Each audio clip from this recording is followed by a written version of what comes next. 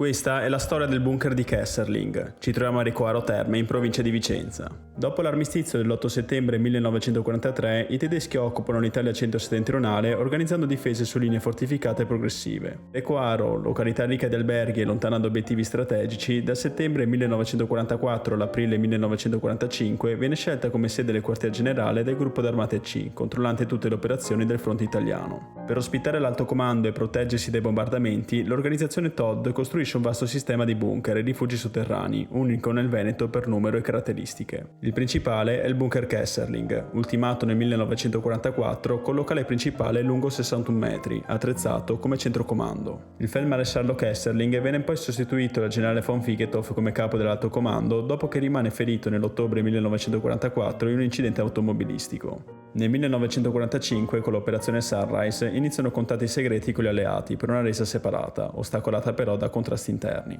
Gli alleati, venuti a conoscenza del quartier generale di Recoaro, il 20 aprile lo bombardano con 18 B-25, distruggendo molti edifici ma non riuscendo a causare danni ai bunker. Il giorno dopo entrano a Bologna. Il 22 aprile 1945, riuniti proprio nel bunker Kesserling, i vertici tedeschi decidono di arrendersi.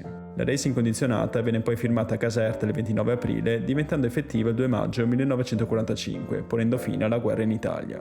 Per la valorizzazione di questi bunker è nata l'associazione Bunker Recoaro 1944-1945, che con la partecipazione degli abitanti ha progettato un ecomuseo, con lo scopo di raccontare tramite visite guidate questo capitolo buio della nostra storia.